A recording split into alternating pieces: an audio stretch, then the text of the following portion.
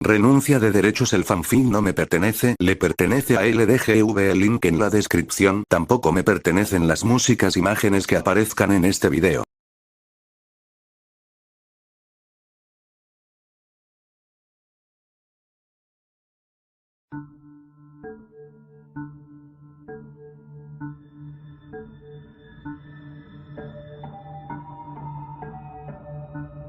Si se esforzaba lo suficiente, haciendo a un lado el horrible presente que la envolvía, Midori todavía era capaz de recordar los buenos tiempos, los cuales, volviéndose más y más lejanos con cada día, parecían borrarse inevitablemente. Los rostros de sus padres y hermano mayor, desvaneciéndose en la negrura del olvido, más allá de causarle dolor, también alimentaban la hoguera que encendió su odio y rencor. De seguir con vida sus padres, viéndola uniformada y con un arma en su poder, Midori auguraba con seguridad que ellos se horrorizarían por verla librando una guerra siendo tan joven. Sin embargo, convencida de que luchaba por una causa justa, no hubiese dudado en continuar pese a sus protestas. Y hoy, al tratarse de la batalla que le pondría fin a todo, Midori, más que nunca, estaba dispuesta a pelear. Aún era muy niña en aquel entonces, apenas comenzaba a cursar sus primeros años en la escuela primaria cuando el infierno rojo se desató, pero, al haber sido una experiencia tan traumática y dolorosa, aquel acontecimiento quedó escrito con fuego en su memoria. Los gritos de terror, las auroras boreales tiñendo los cielos y las personas convirtiéndose en estatuas gigantescas, no se podían olvidar. Cuando el casi tercer impacto, como fue nombrado a partir de ese momento, se interrumpió, dos grandes preguntas empezaron a esparcirse entre los agobiados sobrevivientes: ¿qué sucedió y quién lo causó?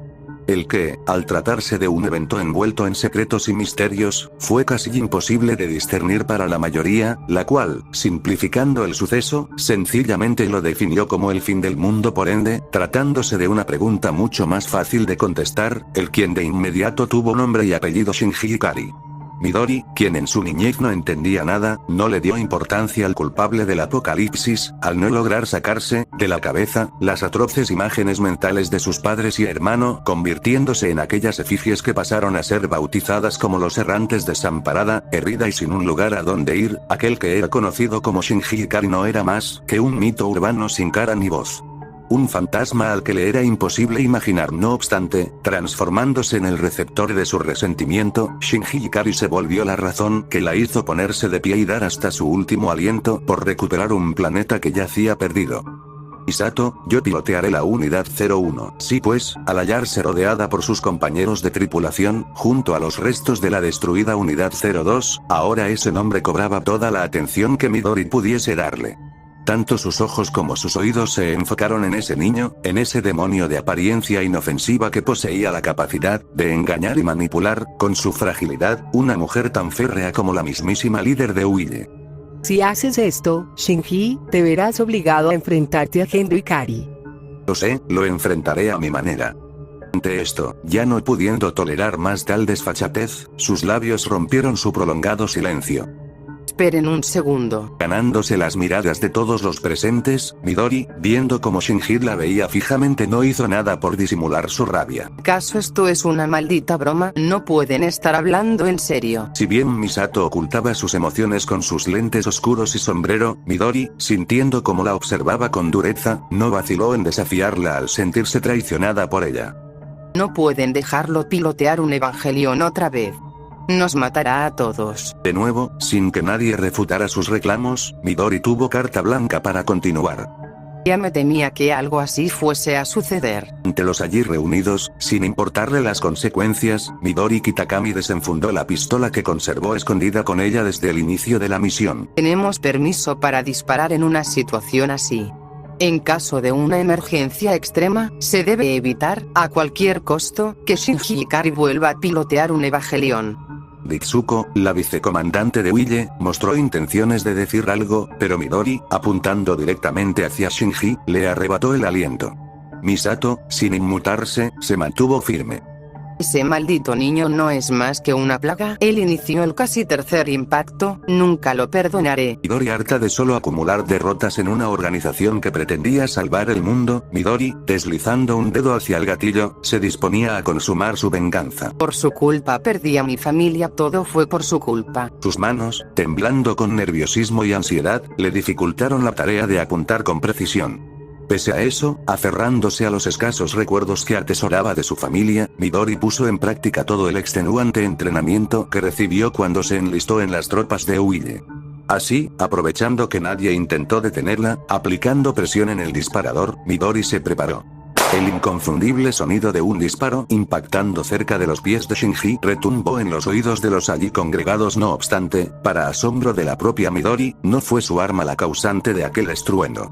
Tan inesperado incidente, destrozando su absoluta concentración, provocó que tanto Midori como los demás se giraran hacia atrás, descubriendo, con total sorpresa, a la insospechada tiradora. Sakura. Desde hacía muchos años, cuando Uille empezó a reclutar voluntarios para engrosar sus filas, la siempre optimista y sonriente Sakura Suzuhara tomó el papel de hermana y mejor amiga para Midori. Siendo ambas las más jóvenes de la organización, además de tener una edad idéntica, fue natural para las dos, tan pronto como se conocieron en el Wunder, apoyarse la una en la otra sin importar nada. Sakura, quien se decantó por el servicio médico, nunca ocultó su aversión por los EVAs y por cualquier otro instrumento bélico que cobrase la vida de quien fuese. Por tal característica, conociéndola por más de una década, era que Midori no le daba crédito a lo que observaba Sakura, sosteniendo un revólver, igual que ella segundos antes, le apuntaba a Shinji Ikari mientras luchaba por contener el llanto. Señor Ikari, usted no puede volver a pilotear un EVA. Ignorando las miradas de sorpresa que generaba, Sakura, todavía usando su uniforme de enfermera, mantenía orientado el cañón de su arma hacia Shinji. Cada vez que se sube a uno, lastima a las personas que lo rodean y también se hiere a sí mismo. No voy a permitir que vuelva a pilotear. Lamento mucho, Sakura, pero necesito hacer esto. Deje de decir estupideces, señor Ikari. Sakura diría con furia, con una furia que ni siquiera su hermano Toji imaginaba que llevaba en su interior. Sakura le gritó a Shinji al estar cansada, como todos los demás, de pelear en una guerra que daba la impresión de estar perdida. Si lo hiero, no podrá pilotear.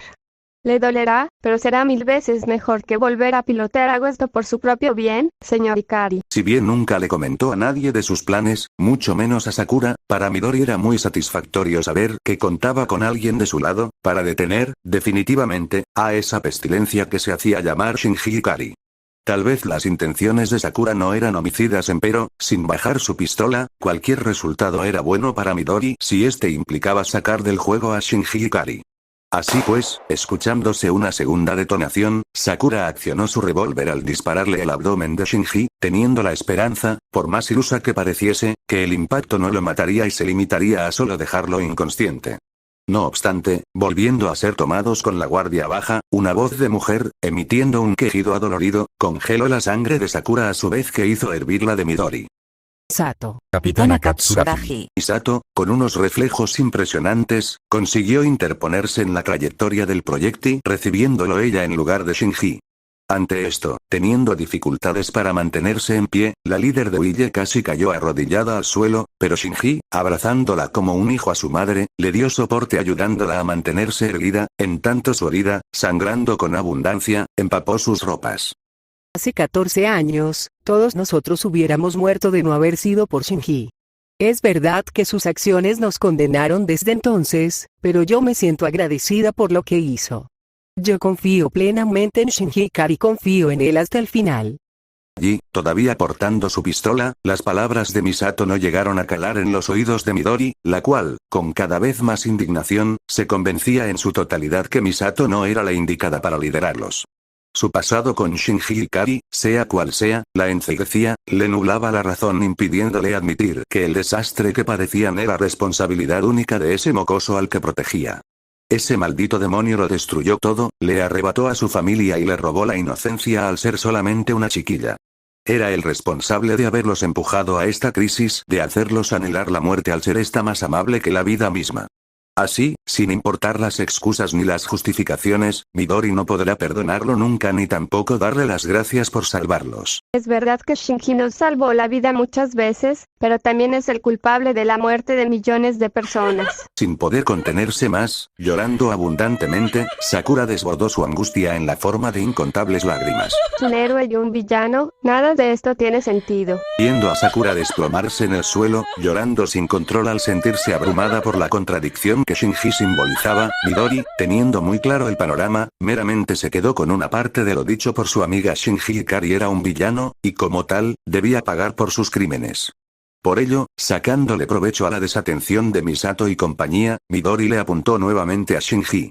Como si el tiempo mismo se ralentizara, sintiéndose flotar a pesar de tocar el piso con sus pies, Midori contempló como Shinji, sin nadie que lo protegiese ahora, se volteaba con lentitud hacia ella.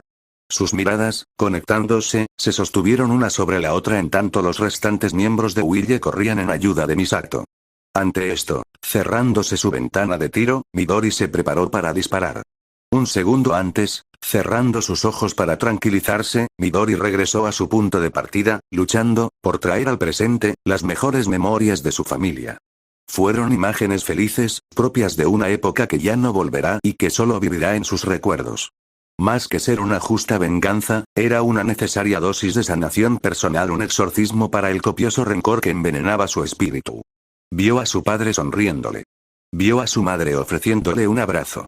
Vio a su hermano mayor arrodillándose para darle un beso. Por cada uno de ellos por sí misma también, Midori disparó. Fue un impacto certero y letal.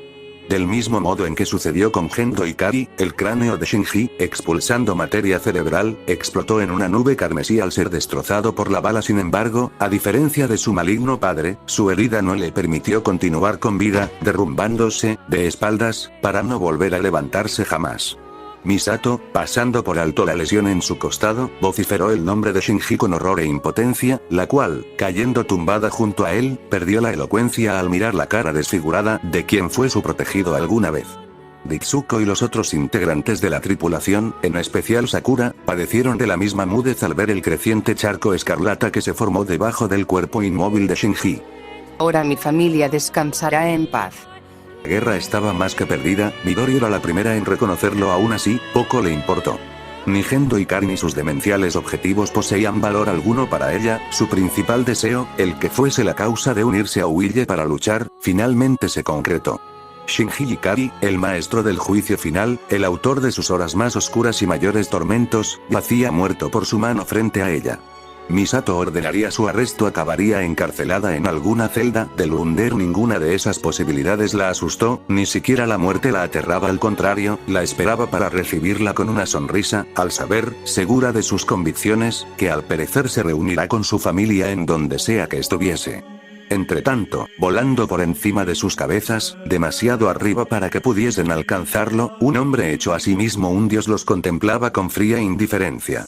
Su victoria, gracias a este giro inesperado, era ahora innegable. Sus enemigos, derrotados por sus propias decisiones y acciones, no eran más que meros espectadores de su divina grandeza. Fin.